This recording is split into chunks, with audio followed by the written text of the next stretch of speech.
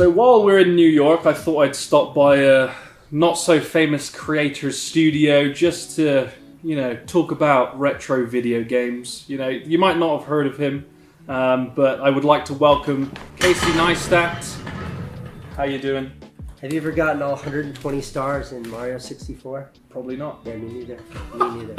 You can beat the game with 70 stars. That's as far as I ever got. That's the story of my life right there. So yeah, I just want to take this opportunity. Thank you for inviting us down to your studio. It's a beautiful place, and I just wanted to basically pick your brains at your history with video games, ideally.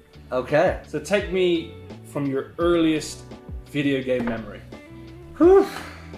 My earliest video game memory. It's like they're all kind of thrown in a blender and turned on high from those early years, but I distinctly remember getting the first Game Boy, and even before that, getting NES. Right. The first Nintendo. And I have 3 siblings. I'm one of 4. So my older brother and my older sister, I think the Nintendo was more for them. Right. Than it was for me, but I do remember, like, Christmas morning. I remember Duck Hunt. I remember the light gun. Yeah. I remember, like, Casey, give the controller to your sister. It's your sister's turn. Like, I remember, like, ugh. But Mom, I'm stuck on the elevators in the underground level. That was the hardest part, level 1, 2, Mario 1. So yeah, like, I was born in 1981, so like the 80s video gaming. That's a perfect era, because that was just moving from like the arcade systems to home systems, right? Yeah, like when I watch those old movies that show like kids at pizzerias with like the arcade, like I missed all of that. Right. That was before me. I wish I was born in the 70s so I could have experienced that. Mm-hmm. But Nintendo, like I remember when Nintendo came out. I remember going to we got the NES system, and then for our birthdays, if we were good, my parents would buy us a new game. And I remember going to the game store in the mall and being I was so dead set on some stupid game that a friend had, and then seeing Super Mario 3. Yeah. Being it's out. And they had the demo consoles, right, with the CRTs. There was no internet. You didn't know when games came out. Sometimes they'd advertise on Nickelodeon. But I remember seeing Super Mario 3 in that movie, The Wiz. Was it called The Wiz? What's the Nintendo movie called? I think it was called The Wizard. Or Wizard, yeah. At the ending of the movie, they go to this ultimate gaming competition. Right. And the announcer's it's Fred Savage, and I think, is he in that movie or mixing a movie? They're to test their skills, they're playing an entirely new game, and it was Super Mario 3. Oh, great game. And I the kid who's the wizard kid playing, he discovered how Mario could fly. And that's in the movie. Yeah. And I remembered seeing that, and then we go into the game store, and it was Mario 3. Damn. Yeah. So those are the childhood memories of Nintendo. Mostly fighting with my siblings over who gets a turn. The rich kid down the street was the first kid who got Super Nintendo. So you went from NES to the Game Boy DMG? Game Boy, yeah, the original Game Boy. I got that. Right. So my parents wouldn't buy us good stuff, but my Nana, my grandmother, Nana got me Game Boy for my birthday, and that was a huge deal. Do you remember what game? I mean, it came with Tetris, so that was the only game I had for a very long time. Wow, you put some hours into that then. Yeah. Wow. The second game I got, I remember, was Dr. Mario or Dr. Wario. Yeah. And I was super bummed because it was Mario on the box, I was expecting a side scroller. Right, yeah. And it wasn't. It was some other stupid game that I didn't understand. Yeah. Considering I got one game a year, I was what is this bullshit? Back to Tetris again. Back to Tetris. So that was kind of your younger childhood. Did you play much in your young teens?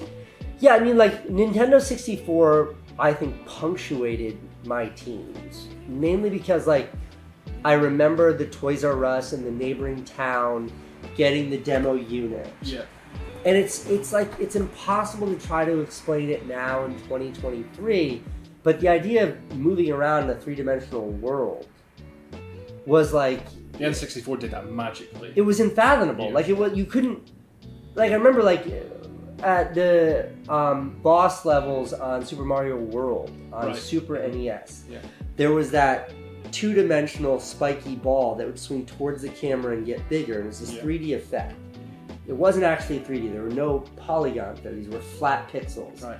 But the way they had it programmed, it made it look 3D, and that was like, whoa, what am I seeing? And like Star Fox on Super Nintendo 2, it tried at this thing, and it was like, what am I seeing? But it all felt flat. Mm-hmm. And then that controller, where you could all of a sudden move him in a way, and moving the camera was such a mind-blowing revelation. Like, that captured my youth in a way, like my teen years in a way that like I'll never forget. We have a Switch at home, and I downloaded like the what is it, so you can play old games? Like Nintendo Switch Online expansion, yeah. And I get Nintendo 64. I'm so excited to show it to my daughters. I'm like, they're like, what is this? This is stupid. Yeah. Check GoldenEye. Did you ever play GoldenEye? Yeah, GoldenEye is probably like my favorite. After Mario, it's probably my favorite game. And to show you how big of a deal GoldenEye was, I remember the graphics. And by the way, if you're editing, when you edit this, you should cut to the graphics so the viewers can understand how bad they are. But I remember the graphics being so good. It was the first time they put scanned faces. That like when you would sneak up behind the guy with the like FPV gun and you pointed out, I had like a little bit of internal conflict. Like, is this real? Yes. Like, I'm nervous to pull the trigger because this felt real. Yeah. But yeah, and then that was the first multiplayer too. Like. Right, yeah. First experience in multiplayer, huh? By far. Yeah. I mean, it was amazing. Picked a good one. It was a very good one. I actually think the multiplayer on Perfect Dark was highly underrated. Okay. I didn't think Perfect Dark was as good of a game. It was a better game in every way, but the storyline was weak. Right. And because they tried to push the storyline into some weird place, I didn't like it as much. But the multiplayer, especially with the multiplayer where you could put like the robots in there where you're playing against. Yeah. It wasn't AI, it wasn't robots. What did they call them back then? Just NPCs? No, they weren't NPCs because the bots. That's the one. NPCs were just the guys in the background, but you could play against bots. Right. And it just made it a little bit more exciting because then your multiplayer wasn't just the two of us, it was the two of us and 14 bots. Right, got you. So you've had a history of Nintendo. Have you ever dabbled into Sega? You know, my brother Van, my older brother, was like super into Sonic because of the speed. Like there was a momentum that felt just so radically different from Mario, and I liked it. But it's just like when I think of my childhood, like I would like buy Nintendo Powers, like the magazine. Yeah, I feel like as well. I don't know if it's just me and you, Rob, that in Europe Sega had a much bigger footprint. Especially during the time of like the Mega Drive or the Sega Genesis and the N64. You were Sega, weren't you? No, I was PlayStation. I was a bit after this. Right. I was a bit after this. I was with PlayStation and I did have an original Game Boy. Oh, they were my first two consoles. I was more of a Genesis boy, so I lost the whole. I didn't really experience the N64 much. I was just straight into Sonic, which are two completely different franchises and games. Absolutely. I will say the last console I ever bought new up until like the Wii or something, but the last one I ever bought was the Dreamcast. Oh yeah, Sega's last home console. And I waited, like I pre-purchased it at GameStop or whatever it was called back then. It wasn't GameStop. And I went to the mall, and I remember like the place opened early.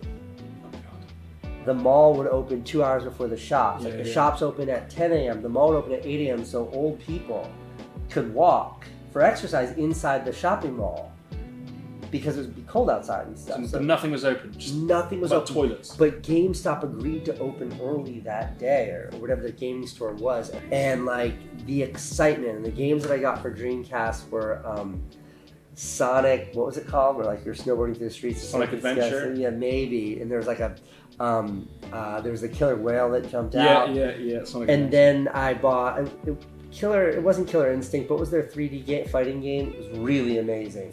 Soul Calibur, was it? Soul Calibur was one of the launch titles. And like, first of all, that game system, they needed to give it more time. It was revolutionary in so many ways. Can you remember the VMU as well? The VMU was amazing. You take your whole game with you. You could play games on it. I also love the boxiness, the bulkiness of the controller just felt so different. Like a spaceship. And like the graphics, like the frames per second on that were something you'd never experienced before.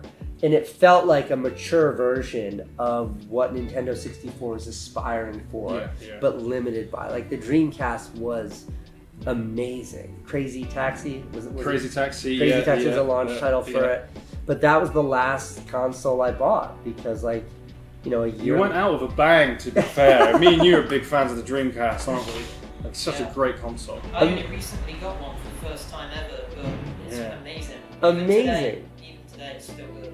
You bought a game called Seaman where it's just a fish. I remember with the face on it. Yeah, that one. With the human face. And you bought a microphone where you can talk to it. Yeah. I love the weirdness of that. And like Shenmue, like hearing about how much money they spent making Shenmue. Yeah. And they barely shipped that game before they killed the whole console. Yeah, they didn't give it enough time. But no, I remember that vividly. And that is such like a punctuation mark in my gaming relationship with my life because like a year or two after that came out, I moved to New York City. Right. I wasn't like a kid living with my parents anymore. And it was like life hit me fast. I was an adult now. I had to figure out how to make a living and pay for an apartment. And like, I didn't play video games for such a long time after that. A huge chunk of time. I think the next game system I played was like the Wii. Which was, 7-8 years later and being so excited about the way it worked. And it was like being excited about Guitar Hero. Yeah, that's a great game. And things like that. But like that was sort of when my childhood relationship with video games ended. Right. Kind of right when that Dreamcast came out. Yeah. And that part of my life was like bookended by that. Yeah. Nintendo on one end, Dreamcast on the other. Beautiful. And then in between that is the entirety of my childhood. Beautiful. What are you playing much now? What are you diving into? I mean, so now like I do a lot with emulators. Like I love emulators. Like I have that Funky that lives Fun-Key emulator, one that lives in my car. Love it. And my kids play it when we're stuck in traffic. And I have like at home a couple of cool emulator devices that I like and I sit around and play. Nice. I do have like a PS4, or maybe I have a PS5, I have a PS4. What's the new Xbox called? The Series X, yeah. I have one of those. Yeah. It's great. And I like to play like Call of Duty Online, which I started playing during COVID. I love that. Yeah. The investment of time that the newer games require is tough. Yeah. Put on the headset, like start playing. It was amazing. Like during COVID, it was the most wonderful thing because all of a sudden I was connected to people and friends all around the world when I was stuck at home. Felt freeing, yeah. But now, like, I'm back to life and working again. So it's challenging to justify the sorts of times that are required to play, really modern games. Which is why, like, I still like emulators. I can throw on and play a quick round of, like, Tetris. Yeah. Or, like, replay my favorite level in, like, Super Mario World. Yeah. And, like, turn it off when my wife catches me hiding in the closet playing video That's why the Funky's so great. You just snap so it. Good. Right. Go. What are you talking about? I wasn't playing video games. I think it'd be really interesting to get to know your thoughts on the ROG Ally if you're happy to bring let me go grab it. So, when the Steam Deck came out, I was super intrigued by it. And then, when I started to see reviews... See, I haven't seen this in person yet. Like, do you know Super Saf? Yes. Super Saf reviewed it on Instagram, and I called him and I was like, yo, is it that awesome? He's like, yes, it is. So I did everything I could to get one, and I have to say it is remarkable what this thing can do. So it's a Windows PC, right? Yeah, and I'd say I don't have a Steam Deck, so I can't compare it to a Steam Deck. But for what it is, this is a full gaming PC. And I plug this into that gigantic 77-inch TV and then use a Xbox controller and can play my favorite online games and all of that. And the idea that you could take what is the most doesn't that feel good? Yeah. What is the most powerful gaming PC from 4 years ago, which is still powerful as shit. And cram it into a portable and slap a 1080 screen on there, and now this is all I need? Like, try to explain that to a 14-year-old. So you're using it as a game system and a gaming PC. Gotcha. Yeah. Right. Yeah. In fact, I do this super infrequently. Like, I travel with this, and like on the airplane, I have folding one of these on the airplane. So does it not have a kickstand? It does not have a kickstand. That's interesting. And I will say, like, I don't have a case for it yet, and I'm terrified that I'm going to tear off one of these joysticks in my backpack. Like, it feels good, but I worry about breaking it. Right, yeah. You know, like that original Game Boy you could hammer nails with. I don't think this could survive a artillery attack, but maybe, I don't know. But when I'm like on an airplane, my wife makes fun of me because I'm such a nerd. I like have this set up, I have my like Bluetooth headphones on, and I'm like, don't talk to me. I'll do exactly on an airplane. But I just like this because like I'm not a hardcore enough gamer to appreciate like what my gaming PC can do or the need for that. I also don't stream. Right. So to have an all-in-one like this, and then I like permanently leave like a USB-C cable that's set up with the HDMI dock to plug this on, and just plug it in, and then boom, it's on the big TV. And it's got an SD card slot as well. Nice. Yeah, it's got everything you need. You need the SD card slot because these games are so gigantic. You know, they're all 150 gigs, so you have to have that. Like the pain points that I would say with it, I wouldn't point at Asus to complain about the pain points. The pain points are like Rockstar Games. Like, I understand you're trying to protect your intellectual property, but the amount of hurdles you have to jump through to make sure you're playing like a legitimate copy and log on, like I don't have an internet connection. Right. So like I can't play Red Dead Redemption because I can't authenticate.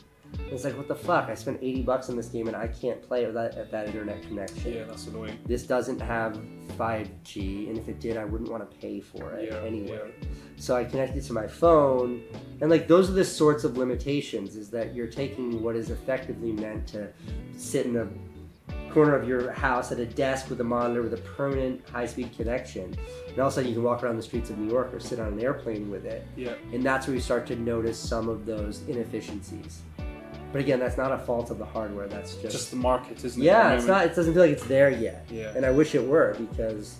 Do you think this is where the video game market is going, in terms of like portability, accessibility, or do you think they're moving towards VR, or a bit of both? Yeah, I mean, I think like I would think of those as two different questions, but like I think that, and I should preface this by saying I'm someone who was blown away by Nintendo 64, thinking graphics could never get better.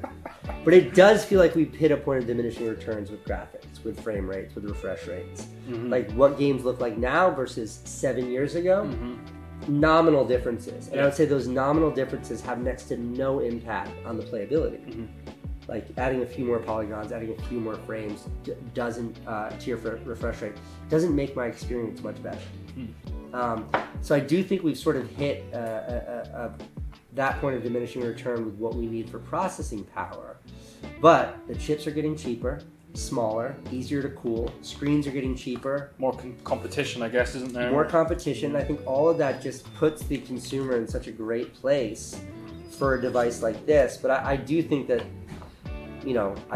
like a version of this with built-in cameras and built-in wireless will mean that like stream from anywhere, do anything you want for a relatively cost-effective amount is where I see that side of things headed. Right, yeah. As far as VR, like I have a, what's the Facebook thing called? Yeah, whatever. I don't have the new one that's like $1,000, but I have the Quest 2. Yeah. It's great, it's fun. But it comes back to the thing, which is like, how much time can you spend with a huge thing strapped to your head? Right.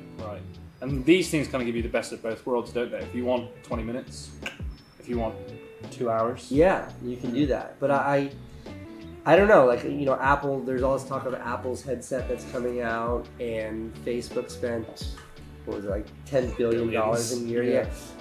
And at the end of the day, it's like, I don't want to strap something to my face. Yeah. It's so much to ask me to turn off the whole world. When I'm sitting like this, or I'm sitting like this, I'm still part of the world. Yeah. But when you have something that's on your face, you're shutting down the whole world. And I just think that's sort of like a cognitive switch. It's such a distinction. Right. that we're gonna need some truly amazing technology before we're ready for that. At least I'm ready for that. Yeah. That's pretty much it for the questions. There is a non-gaming related one. Ask away! In terms of like your favorite piece of retro tech. Could it be a camera? Could it be like the classic iPod? Like what piece of retro tech now are you still in love with from the past? Wow, okay. I'm sat here and there's a typewriter over there. Yeah, there is plenty to choose from. There's a typewriter there. If you look right next to that monitor, there is my first camera from 20. Oh, this one. Next to them, right next to the See license there, plate. bro? Yeah. All right. So I can't reduce it to any one piece of tech as my favorite, but here's some of my favorites. Oh my lord. The Sony Sports Walkman. When I was a kid, like the Walkman was it. The portable cassette player was it. And this thing was water resistant or something. But like, I had this and I used to bring it in the bathtub with me. Wow. And I don't know that was a smart idea looking at it now as an adult. Like those gaskets don't look very impermeable. But what an incredible device. And just the beauty of it. And the fact that it still has the nostalgic colors, like the gray, shells. And just like the confidence of these buttons. We live in a world where all we do is like touch these stupid little screens and like, go ahead, click play, click. Doesn't that feel good? Oh, it's that one, isn't it? Yep. Oh yeah. And like the volume, like this has batteries in it right now. It's on right now. Oh wow. Like it's just, I love everything about this. And I had the CD version, which was kind of bullshit. They called it skip resistance. Skip resistance? Yeah, so it had like a little bit of RAM in there, and it would basically read 10 seconds. It would read your CD, cache 10 seconds of audio, and then if it would skip, it would lean on that cached audio. Oh, nice. And find its spot before that 10 seconds was up. And it was revolutionary until you tried to run with it. Because it could handle one skip, but it couldn't handle consistently skipping. Got you. Still very, very cool. How do I turn this? Oh, it's because it's rewinding. This is amazing. I don't use this though. Right. My favorite retro tech that I use, and I have 6 of these, and I shouldn't be saying this to camera because I'll never be able to get one again. But the Olympus stylus, which is called the Niju, I think, everywhere else in the world. But in the States, it's called the stylus. This camera, in its day, was one of the best-selling point-and-shoots ever made. They sold, I think, tens of millions of these, like some unbelievable number. When was it released? Mid-90s, Nice. I want to believe, but I didn't discover it until the early 2000s when they were still being manufactured. But this camera uniquely has this like 1.28 aperture lens. Right. No zoom. They made a million of these that all look the same, but only the one that has this static lens that has a prime lens, no zoom, 2.8 mil lens. Like my wife and I, this is the only camera that we use for our family photographs. We don't use iPhones. It's just these. Amazing. I love that. Because it takes such an amazing picture. And is it interchangeable batteries or? It just takes disposable batteries. You can see this one's particularly abused. What's amazing about this one is I bought it new in 2006, and I engraved my phone number on here. That number doesn't exist anymore. This is just so you, isn't it? I love it. I mean, you can see how used it is. $50 found. Yeah, I mean, I would up that now to 500 if somebody found it. But like this, I have one right there too that is in mint condition, but I can't get it to work. It needs some repairs. But this is an amazing device, and this could be a whole nother video. But I have such beef with the fact that like this is how we all capture our world. Me too. Right. I take it's 11:40 a.m. and I've probably taken 20 pictures today. I use this just like we all use this, but the images that these take are not, they're a version of what you see, but they're not the post-processing and the sweetening and all of that, and like slightly artificial, isn't it? Yeah, there's something about celluloid, there's something about film that just is what it is. Yeah. There's no adjusting it. Like yesterday, Photoshop, Adobe announced how you can expand the frame of your images using AI using text prompts. Right. You know, so it's a close-up of a woman, and you say, expand the background, make it look like she's at the beach, and like, whoop, and it draws it. And that is incredible. Adobe, like, unbelievable work. I hate it. Right. I hate it. I want more real. Like, I want... You want more authenticity. Yeah. And would you say that AI is kind of depreciating creativity in a way? Like, people don't need to get as creative anymore because they just go... Yeah, I mean, it's tough because it's like you can sound like a sort of a neo-Luddite by saying technology is wrecking it. I think it will usher in an entirely new genre of creativity, and I think that that's beautiful and wonderful. CGI has brought an entirely new genre of creativity, and I think it's beautiful when Pixar makes Up, which is a movie that couldn't be made. I mean, I guess you could draw the animation, but because of that animation, Toy Story, brings you to tears. Like Inside Out, I think is one of the greatest movies ever made. It's remarkable. But I was reading yesterday about like the history of Stanley Kubrick's The Shining, right? One of the greatest horror movies ever made. And in the Stephen King book, The Shining, the hedges were animals. They're these big like topiaries that look like dinosaurs and monsters. And in his book, they come to life. And Kubrick couldn't do that because the technologies didn't exist to do that back then. You couldn't animate that. So instead, he made the hedge maze, which is how the movie ends, and it's horrifying and terrifying. And I think the limitations of technology has an impact on creativity that I think is amazing. Right. And I think CGI lets us do anything, and that's become abused. The new Indiana Jones is gonna suck because there are no limitations on what they could do. Yeah. The old Indiana Jones were amazing because they had to build those. There was actually a guy running with actually a fake boulder behind him that does something to your soul. Yeah. And I think some people get it very right. By the way, I'll keep going forever on this subject, but Guardians of the Galaxy, I think that movie couldn't exist without CGI, and it's amazing. Yeah. But I think we're still figuring a lot of it out. Oppenheimer comes out this fall, and they famously made even the nuclear explosion from that using practical effects. Right. I'm so excited to see that. Yeah. He's like the greatest filmmaker of an entire generation. Made like all the best Batman movies, Inception, like the greatest movies, and he has a real aversion to using too much CGI. Right. And I love that about his movies. So in any event, I both appreciate technology and I'm highly suspicious of it. Good answer. Skeptical of it. That was like a 20-minute answer. You still have tape in these things?